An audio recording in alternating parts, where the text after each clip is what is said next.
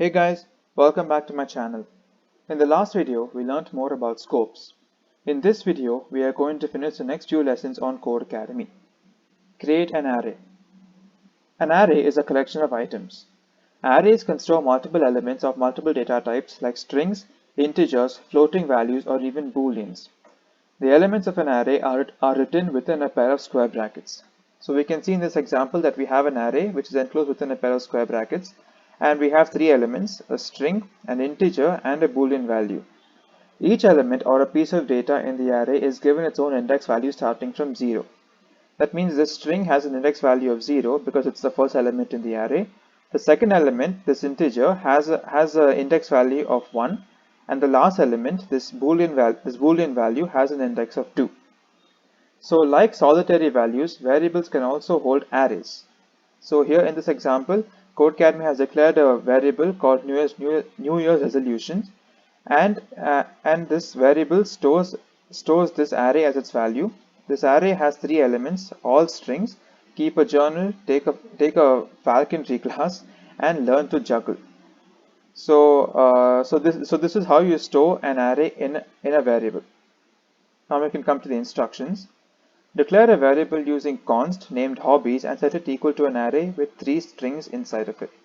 So I'm going to declare a variable using const, give it the name of hobbies, and I'm just going to list out three hobbies of mine. I'll say coding, music, and uh, I don't know what else do I do. Running. Now I'll click run. I have three strings inside of this array, and the instructions are executed successfully. Now I have to use console.log to print hobbies to the console. So when this statement runs console.log, it will simply print out this array to the console over here. Let's click run and see what happens. So we have the array print out exactly as it is in the code, which is coding, music, and running. So with that, we can go to the next challenge. Accessing elements. We know that each element inside an array is given its own index value. Sometimes we might need to access an individual element in an array. We can do that by using the element's index value. So let's look at this code snippet over here. We have a variable cities which holds the array of three strings: New York, Beijing, and Nairobi. Above each string is that string's index value. That means New York has an index value of 0, Beijing has an index value of 1, and Nairobi has an index value of 2. So let's say we want to access the first element in the cities array. We start by typing out the name of the array which we want to access the element from. So we want to access the first element in cities. That means we write cities first, and then the first element is given an index value of 0. So within a pair of square brackets, we pass in the index value of the value which we want to access. That means we pass in 0 if we want to access the first element inside cities. So now we can also do this for strings. Strings are just an array of characters. That means each character in a string has its own index value as well. Here we have a declaration of a variable hello, which is given a string value of hello world. So now in the next statement, we are accessing the sixth character in the string hello. So again, index numbering start from 0. That means 0, 0, 1, 2, 3, 4, 5, and 6. That means this string will print out the character capital W to the console. Let's come to the instructions. Individual elements in an array can also be stored to variables. Create a variable named list item and set it equal to the first item in the famous strings array using square bracket notation. Then use console.log to print the list item variable to the console. So Codecademy has already declared a variable famous say things, and given the value of that variable as an array of three strings. What we have to do is come below here and declare a variable list item and give it the first value inside famous sayings, and first value means has an index value of 0. Then I simply console.log list item. Let's click run and see what happens. Fortune favors the brave comes to the console, which is the first string in the famous sayings. We can go to the next instruction. Now console.log the third element in the famous sayings array using bracket notation to access the element. Do not save the element to a new variable before you log it. So now let's find the index value of the third element in the array first. So the third element in the array is where there is love, there is life. That means the index value is 0, 1, and 2. So what all you have to do is say console.log famous sayings and pass in the value of 2. Let's click run. Where there is love, there is life is logged to the console, which is the third element in the famous sayings array. Awesome. You can access each element in an array using the index. But what happens if you try to access an index that is beyond the last element?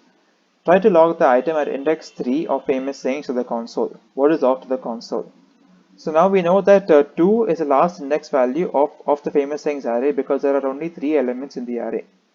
So now what we have to do is we have to go beyond the scope, not beyond the scope, beyond the size of famous sayings array and log something which is not inside the array at all. So I'm going to write famous sayings and pass in an index value of 3. So the index value of 3 doesn't exist in this array, so we should get an error right now. Let's click run and see what happens.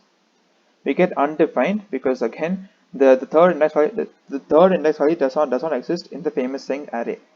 Now we can go to the next challenge. Updating elements. Sometimes we may need to replace old elements in an array with new ones. This is fairly easy to do. Let's look at this example. We have a variable seasons which holds an array of 4 strings: winter, spring, summer, and fall. Now let's say we want to update the last element of index 3 and give it a new value of autumn. All we have to do is access the array by typing out the array name, and then within a pair of square brackets give the index of the element which you want to replace, and simply give it a new value. So here we are passing the string autumn as a new value. So now after seeing this, we can see that it is very similar to redeclaring variables. Now when we console.log seasons array to the console, we will get winter, spring, summer, and autumn. Let's come to the instructions. Change the second element of the array grocery list to avocados. So now the second element of the array is tomatoes.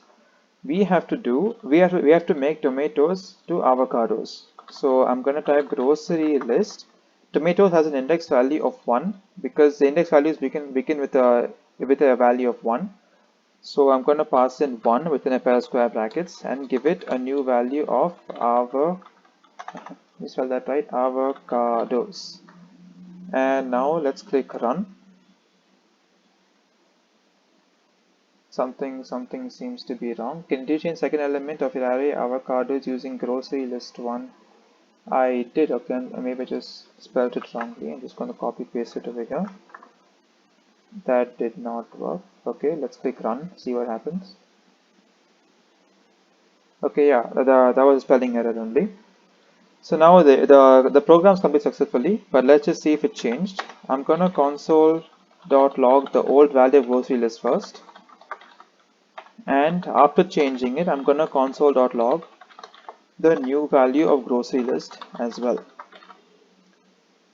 So now we will get bread, tomatoes, and milk because of this console.log, which is executed before the updation of the value. And then we get bread, avocados, and milk, which is executed after the updation of the value. Before we go to the next lesson, let's just try something out. In the last lesson, we tried to access an index value which does not exist in an array. Now let's see what happens if we try to update an element which does not exist in an array. So now the last index element in this grocery list item is 2 because bread has an index value of 0, tomatoes 1, and milk 2. So now I'm gonna try and put a grocery list of 3 and give it a new value of avocados. That means avocados will be given an index value of 3.